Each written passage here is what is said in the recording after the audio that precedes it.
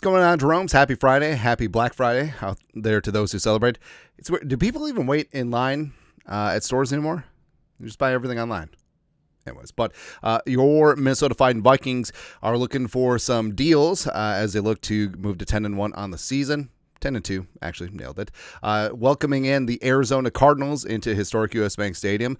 First of 3 straight home games against the Cardinals, Falcons, and Bears. Oh my.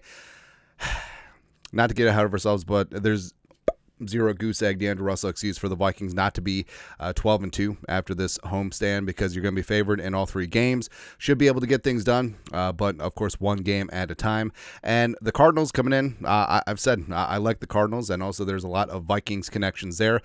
Jonathan Gannon was a Vikings assistant for a couple seasons. Also, he did interview for the Vikings head coaching opening in 2022, which ultimately went to Jim Harbaugh.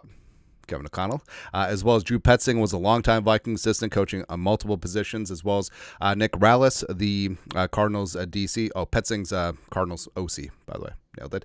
As well as Nick Rallis spent a season on the Viking staff. He's currently the Cardinals DC. And also, Cardinals GM Monty Ossenfort had been in the mix for the Vikings GM job in 2022 before Kwesi was hired. Also went to University of Minnesota Morris. So there's a lot of coagulation going on between the Vikings and the Cardinals, and I respect the Cardinals, man. Like, just because they're 6-5 doesn't mean that they can't get the Vikings on a given day. I think they're a good football team. I think that they certainly do have a ceiling and a bright future with Ossenfort in charge there, and I like the way they play. Plus, I love me some Kyler Murray because he's my countryman, because he's half Korean. Anyways, here are 10 keys for the Vikings to get it done Sunday against the Cardinals. Number 1, Jefferson or others eat. And yeah, it was frustrating. Jefferson, 2 catches, 27 yards on 5 targets, where the Bears were doubling and a lot of times triple teaming him, especially down in the red zone. But it allowed for Addison to be the high yardage receiver for week 12, as well as TJ Hawkinson having season highs. So it really is a pick your poison. And honestly, if the Cardinals defense wants to sell out and try and stop number 18 again, I mean, you will have Addison and you will have Hawkinson and others feeding, right? And big time respect to Budda Baker. I think that he's one of the best safeties in the league. So you always got to be worried about where number 3 is. But I mean, the rest of the secondary, outside of Garrett Williams, former 3rd-round pick out of Syracuse, is playing some great ball in the slot. On the outside, Sean Murphy-Bunting, guy I liked in free agency, who's bounced around the league a little bit, former Central Michigan standout, and Starling Thomas, UAB Blazer. I mean, you can make some hay on the outside. So I think that we'll see what Nick Rallis wants to do and Gannon want to do on this defense, but I don't think that they'll just triple team Jefferson and just let everyone else kill you death by 1,000 cuts. So I think that JJ will have a chance to make some big plays on Sunday. Bay. Next up, number 2, Darnold continues to sling it. Slinging Sam Darnold, a.k.a. America's quarterback. I mean, last 2 games against the Bears and the Titans, it's some of the best ball that I've ever seen Sam Darnold play, right? And obviously his 2 best games of the season, and I love that it was off of the worst game of the season for him against Jacksonville. And I do think that Darnold will continue to get after things, because the Arizona defense is sort of middling, and like we said, the secondary certainly can get got outside of Baker and Garrett Williams. But being aggressive, not careless, as well as being around that home crowd. I mean, first time in 4 games where, well, let's just say the hometown, the home field advantage for the Titans and the Jaguars, maybe not so much. So maybe that's a bad example. But being back in the friendly confines, I do think that Darnold will put on a show for the Viking faithful on Sunday. Next up, number 3. The O-line gets nasty. And I do like the way that the Vikings offensive line has made lemonade out of lemons as of late. The Darrisaw injury just sucks. But basically, they've sort of gotten things together as of late. But also, it is in conjunction with Darnold's mobility and pocket awareness, too. But Brian O'Neill is playing at an all-pro level. Frankly, for my money, he's the best right tackle in the game right now. Cam Robinson looks like that foot injury shouldn't be too serious and should be good to go. He's acclimating well. And the interior seems to have gelled a little bit with the addition of Dalton Reisner. Aaron Jones having himself a big-time day last Sunday against the Bears. Hopefully that continues on Sunday against the Cardinals. Number 4, speaking of which, Aaron Jones and Cam Akers, Ken and Ryu. So I hate that I really love the Sonic and Knuckles thing with Montgomery and Jahmyr Gibbs for the Lions. So we have to crib that, but we can't copy it. But we need another video game duo. So I say Ken and Ryu from Street Fighter. Hadouken! Show Ryuken. How are they even friends? Like, I don't understand that. Doesn't matter. But the Jones and Akers show, they'd average 5 yards per carry against the Bears defense. Frankly, it is a much better run defense than what the Cardinals bring to bear, and I think that setting the tone at the line of scrimmage is going to be huge. Now, I do have tons of respect for Dante Stills as well as Baron Browning, who came over in a trade from the Broncos. Plus, Zaven Collins is really starting to settle in and being a true blue stud on that defense as well. L.J. Collier, the former castoff from Seattle, starting to make some noise too. So, I mean, they do have dudes, except I think the Vikings' offensive line and also the running game could really make an impression on Sunday. Next up, number 5, make Kyler Murray play left-handed. Now, Kyler Murray's a dude, man. I love him, and he is a bit of a Houdini.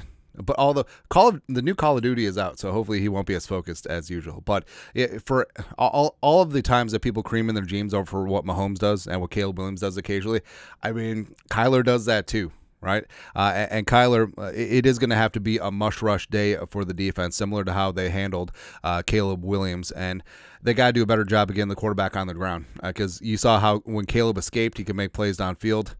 Wish he would have made a couple more plays against the Lions, but that's beside the point.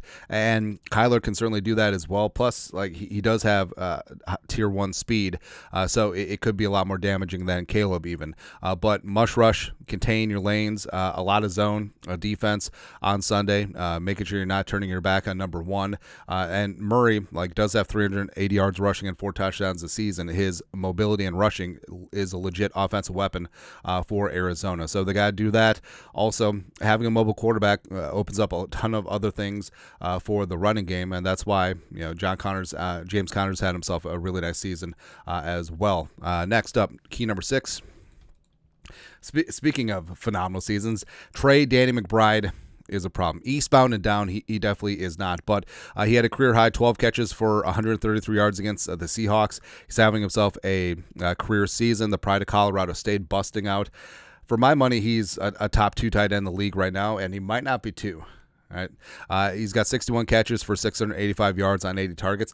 Oddly enough, he doesn't have a touchdown, which for my fantasy team, yes, I do fully understand that. But it is going to take a village in the middle of that field. It does suck that Ivan Pace Jr. is out, but Grugier Hill in there in coverage. Head coach Kevin O'Connell also mentioned Jamin Davis in there a bit. I think that's going to be more on the blitzing side.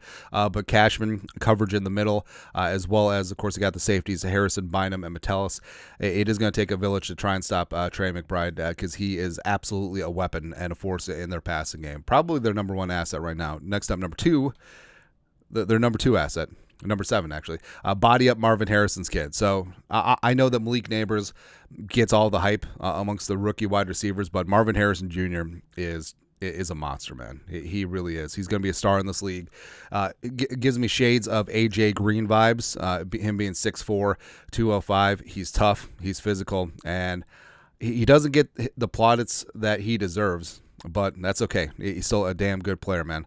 But 36 catches, 546 yards, 6 touchdowns on 66 targets so far this season. So it is going to be a big-time game on the outside, round the outside, for Gilly, Griffin, Murph, and company. So not looking forward to this one, because there's just something about tall receivers on the outside that just gives me the heebie-jeebies. Also, Michael Wilson, super sleeper. I love it, man. It's fantastic. Next up, number 8, explosives. And, the Vikings offense, sometimes it goes in fits and starts, but you see what can happen when they hit a huge one, whether it's Addison, whether it's Hawkinson, whether it's Justin Friggin Jefferson, Aaron Jones busts off a big run, but 20-plus yard plays on offense, runs, catches, whatever, as well as sacks, takeaways on defense. Just feed that crowd, because, it's been a while. Obviously Vikings fans travel, but in the friendly confines, US Bank Stadium, making it loud. Bah-oo.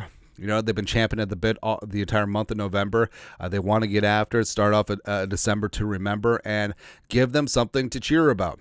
big time plays, keep the fans engaged, and then go from there. Next up, number 9, red zone FFS.